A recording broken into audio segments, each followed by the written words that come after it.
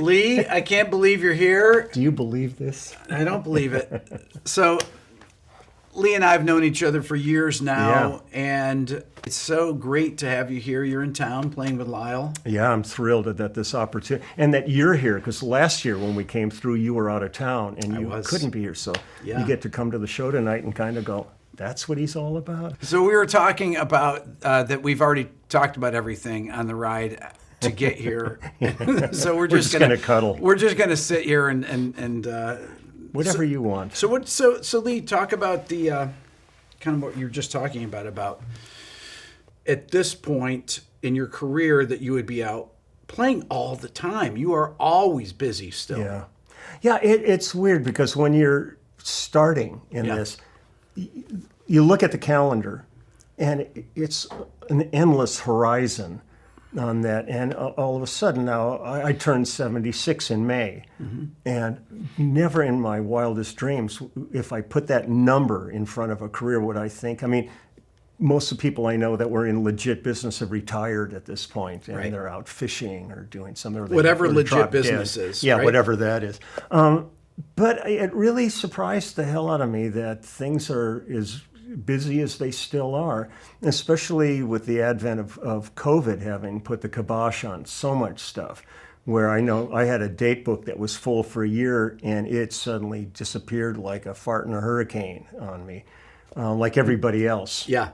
So, but it's like I don't sit still well, so I ended up using that period to finish up this book that we've got out, to start the YouTube channel, which was a total accident. And then getting endorsement from your end, which really was a game changer for me. And I thank you for that so much, because as soon as you mentioned it, all of a sudden, so many more people came up and joined. For those of you that don't follow Lee, if there are those of you that are not following Lee on his YouTube channel, follow him on his YouTube channel. So that was really kind of a different thing, right? I mean, you've been out in the public eye for decades. Yeah. It was, but the thing that was the norm was gone at that point, without any idea when it was going to return, because this has been a pretty catastrophic period for all of us. So I just kept looking for things to do. I had never recorded from home before COVID. And I had a friend out in LA who contacted me, and he said, hey, we want to do a cover of Easy Lover, and would you play on it? And I said, I'd love to, but to me, when people would want me to work on something for them, I would have them send me the stems or whatever they wanted to send me, and then I would call friends of mine who had home studios, and we'd go over there, and that gave us an excuse to go have lunch, and it was our social life. Yeah. But suddenly nobody was getting together, and I told the guy, I said, I can't do it. And he had a friend at SSL, and the next thing I know, a box arrived in the mail, and it was an SSL 2+ interface. And so I took that out, and I called Steve Postel from our band, The Immediate Family, and had him give me a tutorial because with bass, I didn't need any more than GarageBand. I didn't need any of the other Logic or any of that because I wasn't doing tracks. And he showed me how to do it, and I started, and I've done probably 18 and 20 albums since doing that. It's not my favorite way to work because I like interaction. I like sitting there and be able to kick ideas around. You hear a guitar player play a lick and go, what was that? Let me double that with you, and we get into it. But it gave me an opportunity to work. And I really enjoyed it. And now I drag this stuff with me on the road. I just finished a project for a guy in Italy who sent me, I think it was 16 songs to do for him, and I'm 3/4 of the way through an Icelandic project right now. And so I have a bass on the bus with me, and I take it to my room and just plug in and get the work done there. So historically, session players, right, like yourself, I mean, you're a live player and a session player, but would you guys really get involved in the recording part of it? Would you ever say anything like, hey, put the mic here or anything, or you would just set up and the other people would do their own thing? I would usually trust the engineer in terms of setup. Now, a lot of times they would say to me, do you want to mic the amp or should we just go direct? I said, if you've got the option, let's do both. You don't have to, if you're happy with the one, when it comes down to it and you need another track, you can go ahead and dump that one if you want. But I love having as many options available as possible. I would always bring my own DI with me, but if Which they would be what kind of DI? It was an old TubeWorks. Okay. It was made by Mossman, I think was the company. And I remember doing a project up in, there was a studio called The Site, which was right across from Skywalker Ranch, it was George Lucas's place up in Marin. And George Massenburg was engineering on it. And I think it was either Jimmy Webb or Linda Ronstadt project. And we ended up with a whole bunch of DIs there. And one of them was like almost $3,000 and all this shit. And we got the time, let's do a blind taste test. And I played the same lick, same bass, and we recorded all of them, didn't mark down only the second engineer knew which ones were which. Right. And we listened to them all back and we went, that sounds the best. And it was my TubeWorks, and it was like $150 DI. Is it a tube DI? Well, I guess it's got one of those little thing in it that justifies calling it a tube. Right. But I drag that around the studio with me, and that's my. But if I show up and the engineer has already got something set up, and that's what they're comfortable with, I go, well, we'll just use that. What would be a typical session amp that you? It would depend on the project. Okay. I mean, everything is predicated on the song, okay, even more than the project, because there could be a song on an album where you go, oh man, we got to have that. I mean, when I did Children of the Sun with Billy Thorpe, I did that through an SVT, and we cranked the shit out of it. I mean, it was really loud in the room, and we were in there as a power trio, and we just enjoyed it to the max. but like on things like I remember doing, I forget what the name of the album was. One of Steve Lukather's first albums. Yeah, we did a song called "Jamming with Jesus" that he had originally was going to do with Jeff Beck, and then Jeff passed on it. And we did it, and I ended up thinking, this has really got to be nasty and distorted. And more than anything, I forget what DI we plugged in for that, but it had a volume control, and we cranked everything as loud as it would go. So this was totally distorted, unlike the other tracks on the album. But for that song, it was the right thing to do. So I kind of look at all that. When I go to the studio, my thing that I take to the studio is I'll bring, if I know in advance they really need something special bass-wise, I'll bring that along, like a Hofner or something like that, or my fretless. But for the most part, I bring Frankenstein. Yep. I bring my Dingwall, and I bring a Euphonic Audio, my EA combo amp, which is like a single 12, and I forget what the 800 head that they've got in that. And that works for everything. And I have a mic. The thing that drives me crazy is when you come in with an amp and they go, we want to put it in an ISO booth. And I go, I want to feel it. I hate just performing bass through headphones. Right. So I really like having it. And I said, look, you can mic it. I'll put it next to me, put a baffle up here. Yeah. But I really want to feel that vibration, maybe pull the headphone off a little bit so I'm hearing me. Unless we're doing some intimate thing with an acoustic guitar, and then but there you address the need for the moment. You're not. I don't go in with any preconceived notion of what's going to happen that day. Okay, so I want to come back to studio stuff, but I want to ask you about when you play live now. Yeah. Do you use in-ears? No. How many of the guys in the band use in-ears? The singers have in-ears. Yep. I think James Hara just started using them because he's right in front of the horn section and it was killing him. So he's better with that. And Russ uses in-ears, but the rest of us, Lyle, all of us are on wedges. Okay. Like when I was with Phil Collins, I was the only person on stage with wedges. Okay. Everybody else. And then Daryl Sturmer would come and stand next to me. But when did people really start using in-ears? The mid-90s or so? Yeah, like probably. It's kind of like when guys were all starting to go wireless too. Yeah. And all that. I tried, the only time I ever have to wear in-ears is if I'm doing like the Grammy shows or things like that. Because there's a lot of cues and they can't run that through a wedge. What kind of things are they saying in your ears? Well, they're just, they're saying, 3, 4. As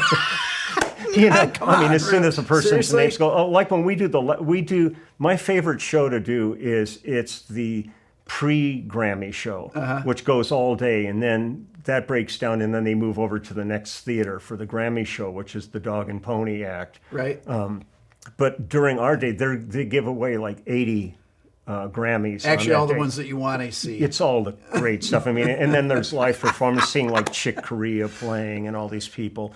And we've got a great band for that. Tim Pierce plays in that, usually with Dean Parks.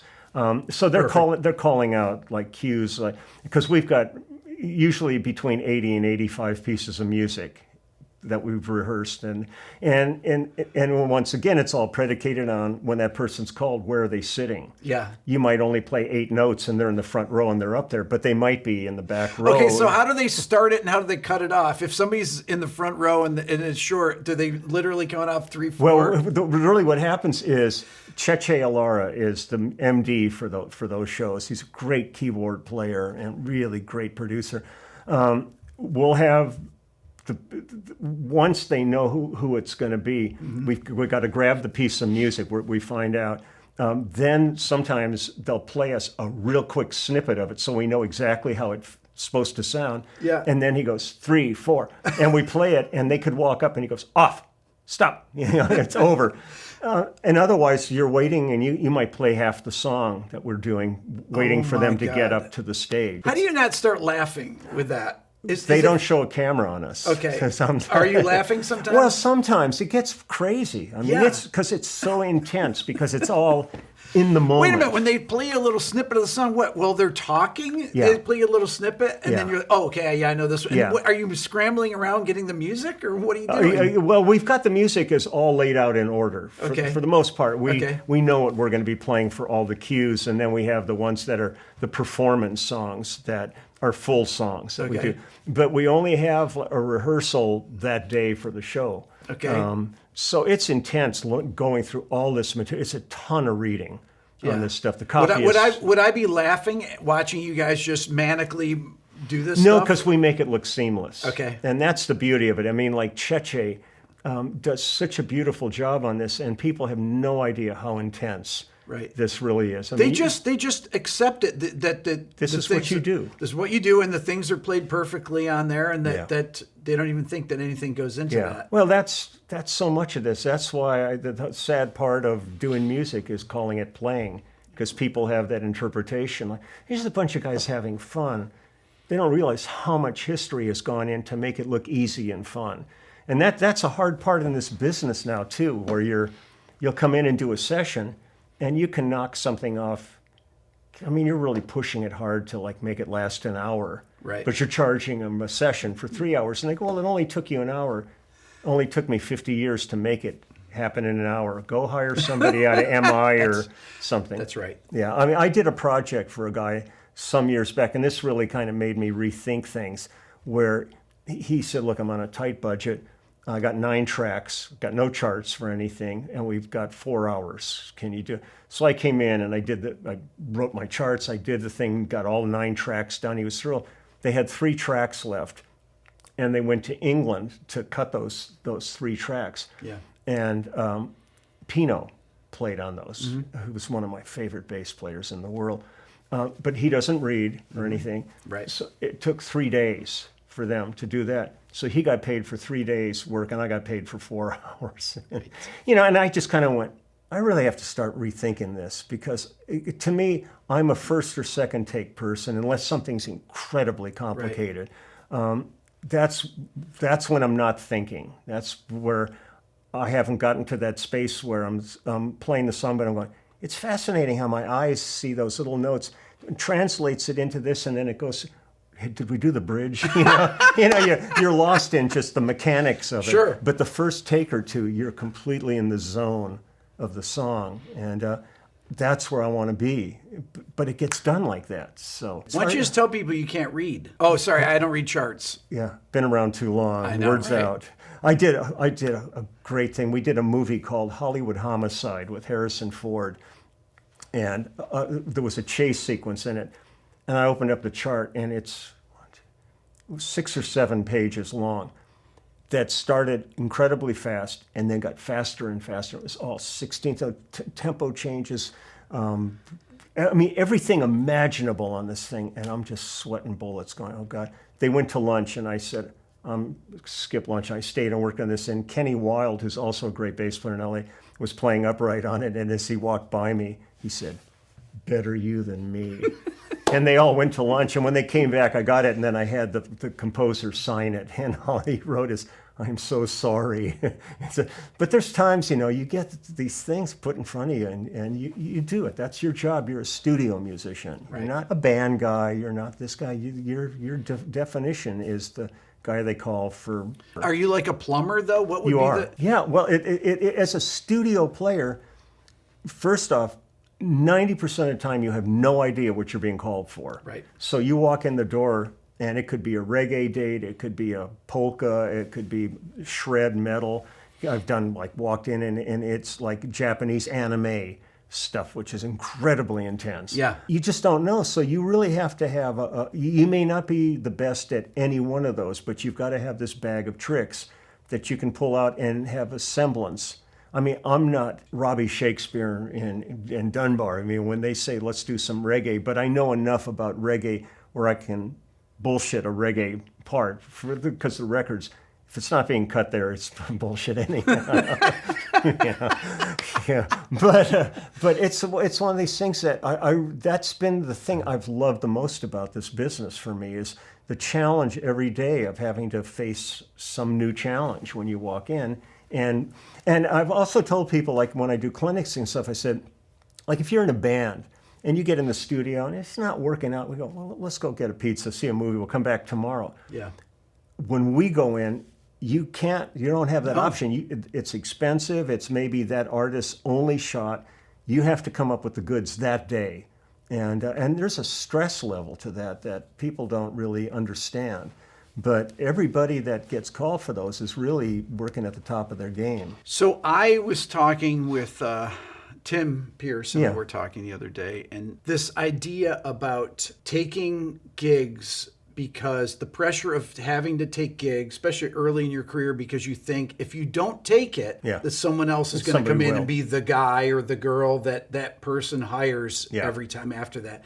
This goes in the movie business. If you work with a director in the movie business and they hire you for a score, it goes well. They hire you for another one, it goes well. And then they hire you for your third one and you have a conflict and you can't do it. Then they hire someone else and then that person becomes the person they work with. Yeah. Talk about that. That's a real thing? It's an absolutely real thing. And for me, this was, first off, when I started, my first real legitimate session, my career went from nothing to 100 miles an hour, like instantly. Mm-hmm. A little background is I was in a band in the late 60s called Wolfgang. And our drummer had a friend named John Fishback who owned a studio called Crystal Recording Studio. And he did all of Stevie Wonder's early stuff, Song in the Key of Life. And well, he had a really dear friend who had just gotten back from England. And he used to come and hang out at our rehearsals. That friend was James Taylor. So he brought James to our rehearsal, and we kind of hung out for a day or two there and listened to his songs, and he listened to us, and we hung out. Then after that, James had just recorded not his Apple record, but his first James Taylor album. Mm-hmm. And up to that point, the only time I'd ever been in a studio was to record demos with Wolfgang.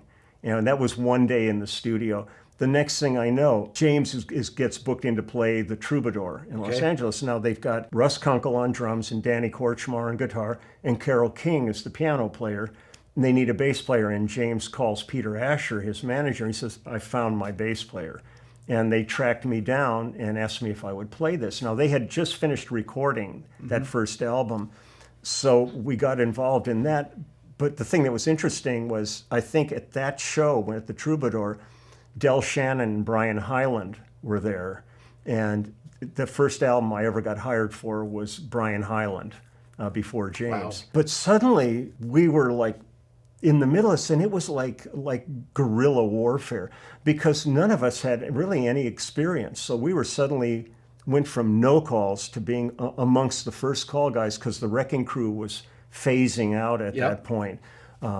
And I remember in 1967, I was in a band called Group Therapy, and Mike Post was our producer.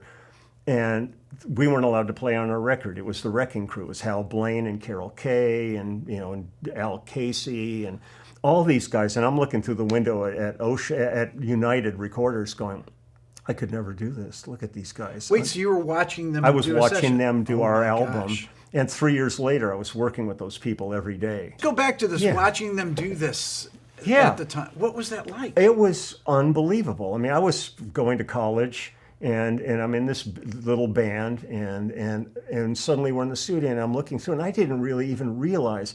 I mean, I'm looking at Mike Melvoin, Larry Knechtel, and Mike Rubini were the three keyboard players. Hal Blaine's playing drums. Jim Gordon was the percussionist. Okay. On the Bobby West was playing upright. Carol Kay was playing electric on it. Dennis Budimir, Al Casey, Mike Dacey, maybe one other guitar player. Maybe Tedesco might have been on that. And string section, Sid Sharp's strings and all this stuff. And I'm looking at this going, not in a million years could I ever do this. This is like magic taking place. And we were allowed to sing on our record, but we were all kind of sitting there going, wow. I mean, we're teenagers at that point. And it was interesting that then several years later, Mike Post started to call me, and I did all of his TV shows, starting with the Rockford Files, and played on every one of his TV shows. This whole thing just kind of morphed and became like this perfect storm that came together. We started getting calls for everything because James Taylor suddenly was on the cover of Time magazine. Oh, yeah. The singer-songwriter movement had hit. And I think that the most important thing that's happened in my entire career was Peter Asher wanted our names to appear on the jacket of the album, which nobody ever got album credit like that. So why did he do that? He thought it was the right thing to do. Wow. Peter, I mean, and for those that don't know, Peter was half of Peter and Gordon from the English Invasion days and all that, and he was the first A&R guy for Apple Records and signed. James Taylor was the first artist signed to Apple. So Peter put that on there, and all of a sudden the labels were looking at hiring, the Jackson Browns, the Casey Kellys, all these different singer-songwriters that were now coming out. And they would look at James's album and say, well, if these guys are good enough for this guy, then let's hire them. So we suddenly went from having no studio experience to doing 3 and 4 sessions a day, every day. Now we came into the situation of touring. Right. And in my heart of hearts, if somebody told me you have to make a choice between recording or touring, I would take touring anytime. Wow.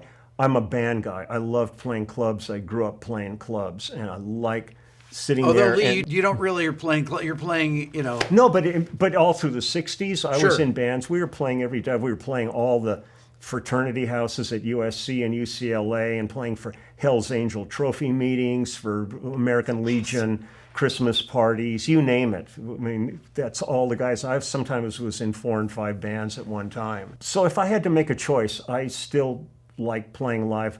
The hard part of this is giving up the rest of your life for those couple of hours on stage, and that's the dilemma that we all face as touring musicians. And everybody, all the other players would go, what are you doing now for summer? I said, well, we're hitting the road. They go, how can you go? I mean, you're going to lose your gigs. And I thought about that really seriously, and there was a whole bunch of producers. So you're talking about a long time ago. You're talking about this, yeah, this right? is in the early 70s. Yeah, because you've been playing live for decades. Yeah, I mean, I have, other than COVID, I've been on the road every year since 1970. And when you're not on the road, you do studio sessions. Yeah. I mean, that's the balance in there. But the thing that I decided to do early was, like, if I knew a tour was coming up, I would contact all the producers who I normally work for and said, I'm leaving town on such and such date, and I will be back on such and such date. And sometimes they would say, well, we can move the project up, or they'd say, we'll wait for you. Or they would say, we really got to get this done. So this goes back to the thing, and I mean to interrupt, but this goes back to the thing about worrying about losing a gig with somebody that you would work with, a producer or something. So you would tell them in advance. I would let them know, and I would call them at least 2 weeks before the end of the tour and let them know that I'm coming back. And there were times where I would go from the airport right to a studio rather than going home because they'd held up a project for me. Where other guys I knew never told anybody, and their calls weren't being returned, so they would call somebody else and find them to be more reliable. I really look at this as much joy and fun as I have. This is a profession, and you have to treat it professionally. Mm-hmm. So you respect the people you work with. It's like being in the studio, and there's so many guys that you cut a track, And then they're doing playback, and they're sitting on their phone or they're dicking around, and I go, come on, listen to the playback. Right. You know, make suggestions. So the worst that happens is they go, now we're happy with this right now, but there's been so many projects where like I'll go in and listen to something and I'll go, could you let me try something else on this one? Do we have enough time? And I'd go try a different part, and they go, you just made the record, kind of a thing, because you're engaged. Even though I'm only getting paid to do this, to me, you bring much more to it. Would musicians go into the control room typically if you're tracking out with drums, if you're playing in a rhythm section? Would you listen on your headphones, or would you not be involved in playback at all? What would you do? I would immediately go to the control room. I want to hear it through the speakers. Okay. I don't want to be making judgment calls through headphones. Okay. And sometimes you're just in there just checking it out. You know, you got nothing to say other than not high-fiving each other or anything like that, But the thing I think that's critical is, to me, like every single thing that my name's ever appeared on, I want to be proud of it. I want to give it my best. So if I hear something and I kind of go, I don't know about that, or, you listen back and the artist is happy, but the band might go, give us one more. Let's do one more, because we know we can bump at that next level where the artist or sometimes the producer doesn't really think that way. If you're playing with somebody that's playing acoustic guitar, if James Taylor is recording an acoustic guitar, would he record an acoustic guitar part while you're playing in the studio? Absolutely, because everything we're doing is feeding from that. Would he be recording his scratch vocal, or would he would just be sometimes playing his part? he would do live vocals. There's a couple of times I know with Val Garay, he set up a thing where he had like this thing, between his mouth and his guitar, because he could play guitar without looking at it. Yeah. And we managed to get some great live vocals that way, because that's the essence of it. It's living in that moment. Yeah. And like when we would be at Sound Factory or something, they had a real good ISO room, but we all had good eye contact in there. So James would be in there playing.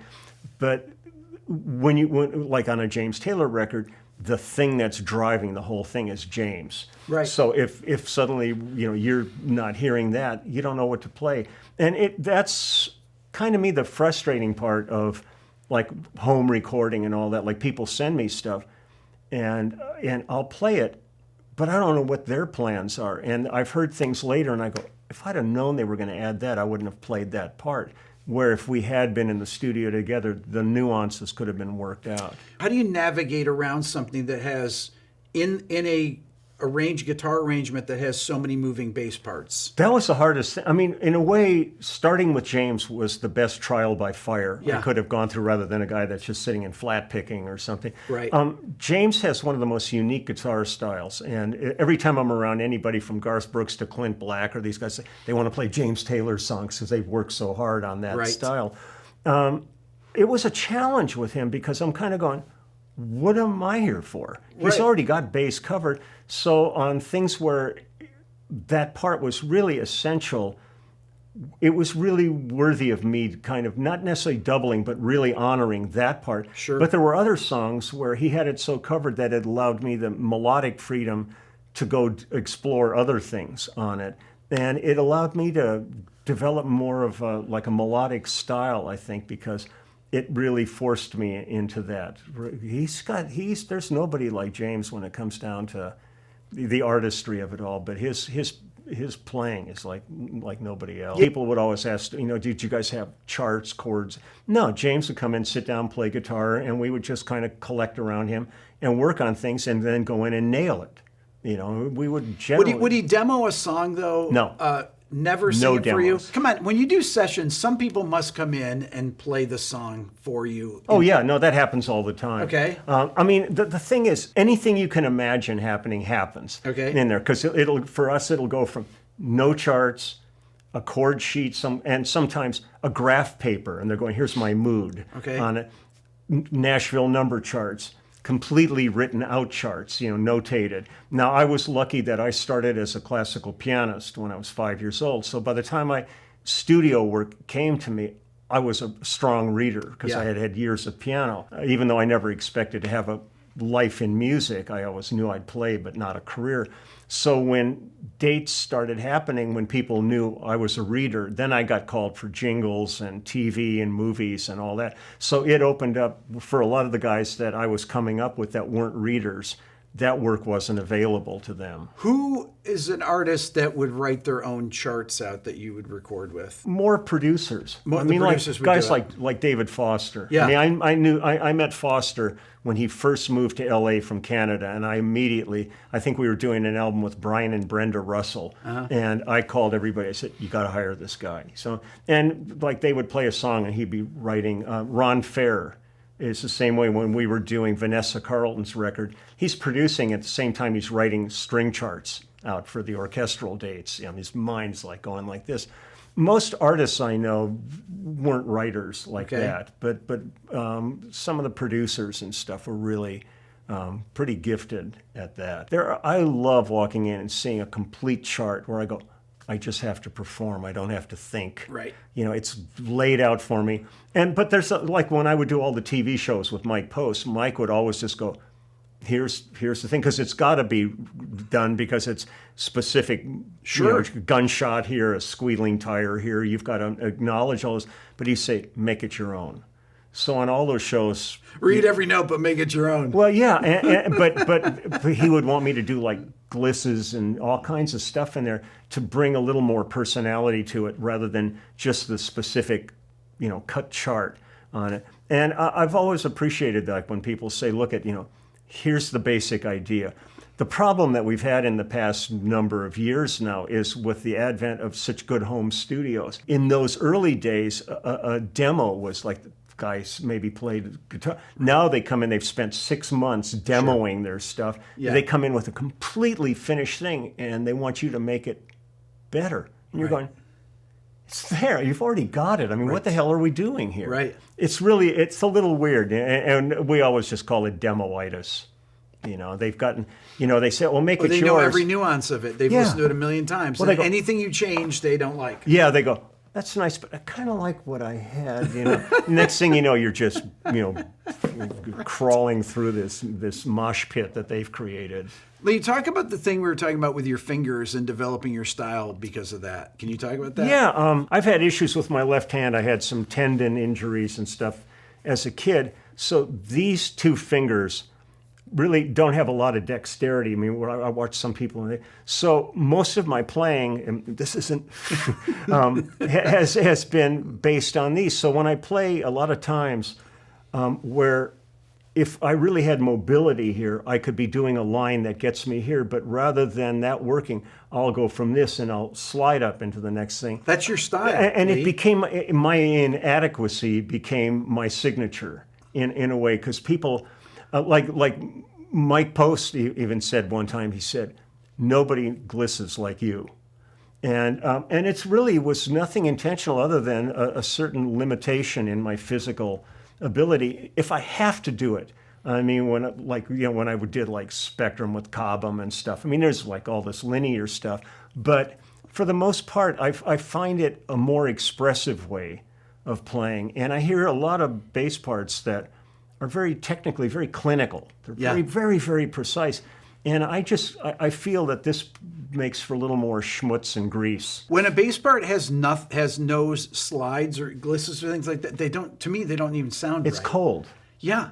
Yeah, it feels analytical. Yes. To me. So I kind of like just being all over the place. And if it's right, it's right. And if it's not, then I just point to the drummer. Okay, so give me some funny stories about working with producers. You don't have to name the producers, where they'll say, hey, can you play something else? And then you play the same thing. But how often does that happen? Well, I mean, not all the time, but that's also where my producer switch came from. I was doing a movie at Universal Studios. Used to have a really great studio on the Universal lot, and we did tons of TV and movies on that. And I was on a session there, and I am sitting here, and right next to me is Tommy Tedesco. And there's baffles set up about this size, so we all look like Kilroy. This is about all you're seeing. And it was a pretty good-sized orchestra. So across the room, the guy who was conducting the things, they were curious for a different thing, and they go, Tommy, could you play got a mandolin? And so Tommy, yeah, fine, pencil. Sits up and plays and goes, no, that's not it. Go bouzouki. Yeah. And Tommy just, grabbing different things like this. And I'm sitting here crapping my pants, laughing. because all he had was his acoustic guitar, so he would just keep going like this instead of. But he was so good, he would play in all these different positions until they finally heard what they wanted. So when the session ended, I looked over at him. I said, "Tommy, I just learned more in 5 minutes how this business works than all through school and all my." Would he laugh? Oh no, Tommy was the greatest person in the world, the funniest guy you would ever want to meet, the most brilliant musician. So I immediately went home and took my bass and I drilled a hole in it and put a Switchcraft toggle switch on it. It had no wires or anything like that. So when a guy would say, "Can you make it shimmer?" You know, if a guy really asked me a technical question, I knew he knew it. He had ears. And we could all fall prey to this. But I would make sure they saw me flip the switch, and then I would move my hand, and they go, "Man, that's great." And just say, but there are times, it's like so many of the studios also have that producer, module on there so that they can be involved in it, but this doesn't do anything, right? But they're hearing it because they're moving it. So it's the craziest business in the world. But I always would tell people, they say, well, "What's your definition of a great producer?" And I'm kind of going, okay, well, I'm not going to be talking about George Martin or anybody like that. And I said, well, maybe he's quiet and then he can see the band's hungry, so he orders lunch and puts his plastic down.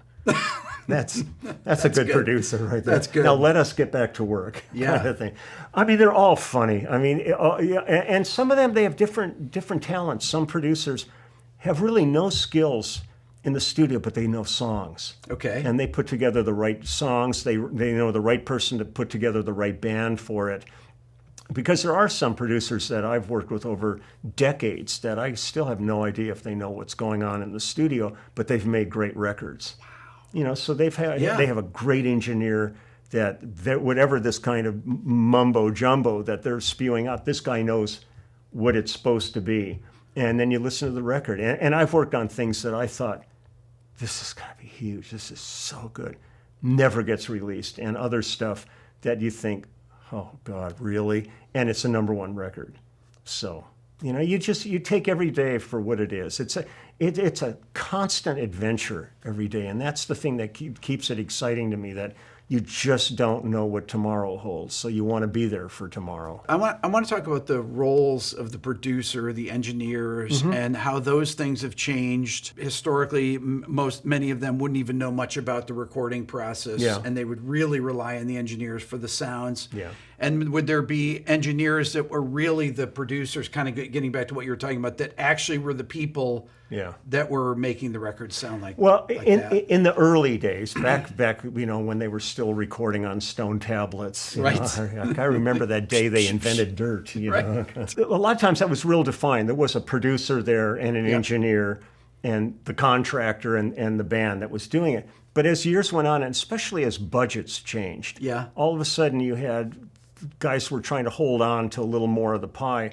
So you ended up with engineers that were becoming producers, but they were still engineering, and then they had their friends there that they would hire that could help mold this stuff. So it's kind of morphed into a different animal. Is this where the studio musicians goes? I've interviewed a lot of session guys, right? So is this where the studio musicians? Luke talks about this, that they're the ones that are creating the arrangements. Yes and no. Once again, it's different with everyone, right? It's not only everyone, but it's all predicated on the song. Okay. The song is where everything emanates from. And you can work on a whole album, and there can be an incredible variety of songs in there, and each one has to be treated as an individual. You don't come in with this blanket texture for the whole album. So the players, many times, there can be a structure that's already been laid out for the song, but the players will sit there and go, this could really use an intro or a better intro, or this needs a bridge. What do we do? And the band will come up with these things, and because it's amazing how many songs are so skeletal when the band arrives, and you leave with this incredible arrangement. And it was nobody but the band that did that, and that's the nature of what, as a studio player, you do. You're not just hired to sit there with your bass and play these notes. You're listening to everybody's parts and coming up with this, and you're listening to the song to think, what could this use? And a lot of times we'll cut it once and we all go gather in the control room, And then at that point, we discuss it and go, this is good, but it really needs, or even to the point where you look at the artist and you go, you want to try this down a half step? Because it seems like you're at the top of your range and it might be a nicer vocal. Now, is that something you would suggest? Yeah. Okay. I would throw it out there. Okay. And they might, say, we're good here. Or they'd say, well, let's try it. Because if you got guys that are really good, they can transpose on the spot. Tune the you drums come up down with, a half step. Yeah, no, you just, well, no, I'm only talking about the musicians. I'll tell you a great moment like that. We were on Phil Collins's, it must have been on the first Final Farewell tour back around 2004. And he had just, I think it was Tarzan had just come out, and he had done the music for Tarzan. Yep. And we did The View. Now, you do those shows, and that's the crack of dawn. I mean, most people watch these shows and they go, I mean, when you're doing the Today Show and stuff, you're down there at 5 a.m. and stuff. It's really so. Well, it was Chester and Daryl and Brad Cole and myself with Phil, and we were going to do a song from Tarzan. And crack of dawn, and Phil goes, I'm really, middle of the tour, he's going, man, I'm really suffering a little bit today. Could you guys take this down a whole step for me? And so this is 5 minutes before showtime. Sure. So we gather in the corner and we're working on this. And it was it wasn't just a pop tune. Sure. This was like a score to the thing. And we do it, and it came off perfectly. Yeah. And when the thing's over, he looked at us and he said, if this had been Genesis, we'd have had to go into rehearsal for a month. Because those guys, they don't think like this. Sure. They come up. I mean, Tony Banks could have probably hit a transpose thing on the keyboard or something. But Rutherford would. I mean, they're brilliant at what they do. Sure. But their position is defined, and we're the guys that are. I always tell people, I said, everything I do is etched in mud. Because you got to be ready for anything. You just don't know what's going to happen, and that to me is the exhilarating part of this job, is that just grab your bootstraps and hang in by your cuticles on the precipice every day. And some days you walk out and you go, I just sucked. I just hate it. Because you're not happy with your performance. Now you're not going to say to them, oh, I'm sorry I sucked today, because they're sitting there going, oh, I love what you played. Right. But your own, thing that what you can do and can't do. I mean, you can edit all this crap out that's the beauty of what you do as compared to my videos, which are like one shot. I got hired to do an album for a guy named Steve Kurywchak. This was just kind of before Harry Connick, but this guy's a great singer, piano player in that kind of jazz vein. Yeah. And Ahmet Erdogan was going to produce it. Okay. And so we go in the studio, and Ahmet goes, I'd really like upright on this. And I go, man, I'm sorry, but I started on upright, but I went so many years where nobody ever gave an upright call. So I'm not a doubler on this stuff. When the time would come, I'd say, call, so-and-so, they eat this stuff for breakfast. But I said, I have a Washburn AB45 bass that I hated. It was big acoustic bass. And then I pulled the frets out, and it said thank you and came to life. And it's an incredible bass, and I've got black nylon strings on it, so it sounds great. I said, let's try this and see. And as soon as he heard it, he went, great. It sounds upright, but it's different enough for this. So great. Yeah. So we cut everything, but there were 2 tracks left, and I just went, this really should be upright on this. So I said, and John Patitucci still lived in L.A. at that point. So I said, let me call John and have him come down. I said, my clock's off, but I want to hang out. And John was available. So he came and did these 2 tracks, and it was really great. Then we got to, I was playing with Judith Owen in Boston. And Steve Bailey and Victor Wooten came to the show. Mm-hmm. And they said, what are you doing tomorrow? I said, well, we're going to New York. We got a day off. They said, can you stick around? We could set up a master class at Berkeley for you tomorrow. I said, yeah, well, sure, I guess so. Well, I go in, there's like 200 people in this room, and I'm totally ill-prepared. I haven't done any. And I'm going, oh, fuck. So I tell the story about what I think is the most critical thing about a project is the project. It's not your ego. If you're not the right cat for the thing, Jeff used to do that all to Picaro. He said all the time, he said, no, call Keltner. No, Keltner's he's the perfect guy for. So I'm telling this whole story, and then I say, "Are there any questions?" And this guy in the back raises his hand, and they go, "Yeah, what is it?" And he goes, "That was my album," and it was the guy, Steve Kurywchak, and he's now goes by Steve Santoro, and it was just so funny. That's amazing. And he was teaching at Berkeley at that point. So I mean, it's just this whole business. To me, it's like every day, you don't know what the hell you're getting into, and you just kind of go in. And kind of like one of my mantras, I was always like, just don't suck. Please don't suck. When you're going. And I was talking to somebody yesterday about it too. I did a project for a girl from South Africa, but she lived in Austria. And it was 12 songs. I was going to be playing on all 12, and there were 3 different drummers that were going to play on it. It was Thomas Lang, Simon Phillips, and Charlie Watts. Okay. And we're all sitting in the studio, and Charlie goes, "I'm happy to do this if I can be first," because he didn't want to follow either of those guys. Right. And I filmed him in there playing and stuff, and he was the best hang. But he spent the whole week there. He just hung out every day, wanted to hear everybody's playing. That's and so all. cool. He was the best cat. Oh, and man. at one point, when they were changing his drum heads, and I said, "Please sign a drum." So he writes, "Dearly, blah, blah, blah, blah," whatever he writes.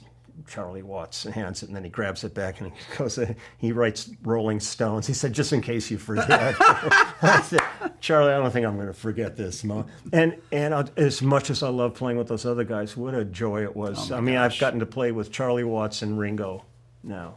It's like done. That's it. Yeah. That's a career right there. I mean, there's those moments that happen where you kind of go, if this was the last moment in my career, it's really good.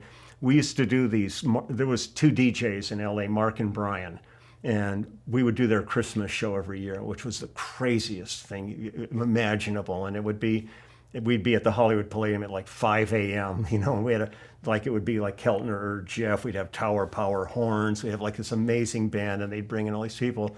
And on this one show, I got to do White Christmas with Donald O'Connor and the Christmas song with Mel Torme. Wow. And I went in the dressing room, and they were both sitting there. I said, "If I die on the way home, it's okay." It's there are those kind of moments where you those pinch yourself. Like I did 2 albums with Andy Griffith. Wow. And I'm sitting in the studio with Andy, and I'm just going, "Wow, Andy Griffith, you're trying to be cool, but you're That's fanboying amazing. yourself into it." And the funniest thing out of that was it was after Matlock and all that stuff. And he ended up winning a Grammy for Gospel Album of the Year for what we did. Best thing is he's sitting there, and he's got this gorgeous white hair. And he says, "Who would have thought I'd still have all this white hair and Opie'd be bald?" It was one of those moments where we all snot running out of your nose and you're dying laughing so hard. And he was, and then I get home, after that, I'd get home like once a week and my message light would be beeping and I'd pick it up and go, "Hey Lee, Andy here down in North Carolina, just checking in, see how you're doing." Wow. And you just kind of go, it was worth everything just for that. That's amazing. Those little nuggets in your life that are really, precious. I want to talk about all these great drummers that you've played with. Yeah. You mentioned Jeff Porcaro. Let's talk about Jeff. There are so many great drummers in Los Angeles, and all of them have a unique quality about them. Jeff embodied all of them in one guy. I probably did several hundred albums with Jeff over that brief life that he had. Yeah. Every time I'd walk in the studio and I'd see his case sitting there, I'd go, "Yeah." And I've got date books that go back, and all it says is Jeff on the date. If I knew he was the drummer, I didn't care who the artist was or anything. I loved Jeff. He was a dear, dear friend, but also just the energy that this guy brought. I mean, his vitality. When he'd be standing there listening to a playback, he was like a whirling dervish. His body was in motion all the time. I treasure everything I got to do with him. But there were so many, like Carlos Vega, Ed Green. The funniest thing with Ed Green was when I was studying piano, he and I were talking one day about our upbringings. And I said, "Yeah, studied piano." I said, "I went through a bunch of teachers, finally ended up with a great teacher, but I was too far gone at that point. Her name was Debbie Green." And he goes, "That's my mom." Oh my gosh. And probably when I was 12 years old, he was probably in the house when I Right. was in the garage taking my piano lessons. Wow. And years later, there we are working together. But the Keltners, I spent so much time with Jim Gordon back in the day. And then, one of the greatest blessings was spending so many years with Phil Collins. That's the thing that... Talk about how great of a drummer Phil is. The thing is, if you were walking down the street and met Phil Collins, you didn't know who he was or anything, and you got into a conversation and you said, so what do? He would go, I'm a drummer. Not singer, not writer, not anything else. He felt that his calling was as a drummer, and his pocket was so deep. Mm-hmm. And people go, it's just simple stuff. Go listen to Brand X and check out what the guy... Amazing. Seriously gifted drummer. Yes. But there are, I think, when I've talked to people in the past, I've always felt that one of my greatest gifts in this business has been the drummers I've gotten to play with. And every time I turn around, you find somebody new. There's a guy named Victor Indrizzo in LA who I love. I love Bissonette. I love JR. All these guys. And the thing that's fascinating to me is it requires you to be very malleable, because each guy's got his own thing where he lays that kick, where he lays that snare. And each one of those things has nuances that you have to suddenly, after, especially a new drummer who I've never worked with. A perfect example of this was in '93, I was, Michael Frondelli, who ran Capitol Records, called me. I was up in the Bay Area working, and he said, I've got a band that I'm going to be producing, and we need a bass player for the project. It's called Barefoot Servants. Okay. And it was John Butcher and Ben Schultz and this drummer Ray Brinker, who I had never heard of. Okay. And so he said, I'll send you a demo. And he sent me a demo. I listened to like 3 notes, called him, and said, I'm in on this thing. And the first time we rehearsed for a couple of days, and we cut the album. Basically, we cut the album live. It's like pretty much 1 or 2 takes of everything. And after the first song, I just went over and hugged Ray, and I said, I want to have your baby. I mean, this guy's so good. He's so great, and we had so much fun together on the road. And so I love when I get to discover somebody new that comes along. I've been doing stuff with Scary Pockets, with those guys, and this guy Tamir. We did a couple of things together, and man, I just sat down. This guy's playing. I'm just going, yes. It's just a joyous thing to discover new players. As much as I love all the guys, I mean, I've been playing with Russ Kunkel now for 53 years. Yeah. And I'm still sitting on stage right now with him, and we've got a band, and we're working. But every time a new cat walks in the room, I'm not giving up anything old, but I'm exposed to somebody new. And man, it's good, though, right? It's exhilarating. It's because it keeps you fresh. Yeah. The one thing I've never wanted to like fall into, like, a kind of a blasé routine. I like walking in, kind of thinking, I'm the weakest guy in this room, man. I really got to bring my A game. You really want to, give everything you've got when you walk in there. And the date might not demand that, but that's the attitude you bring with you, because this is what I do. You want to be proud every time you leave work. You just kind of go, this is a great day. We got to make music. Doesn't get better than that. Does not get better than that. Yeah. Lee, it's been so great having you here. I'm thrilled to be here. I really appreciate you, and our friendship, and you too. And it's so good to see you. See you in person again. Beautiful. Thank you. You did it. We're going to go out and weed with you in the yard. Perfect. Thanks, man. Oh, it's an absolute pleasure. Appreciate it.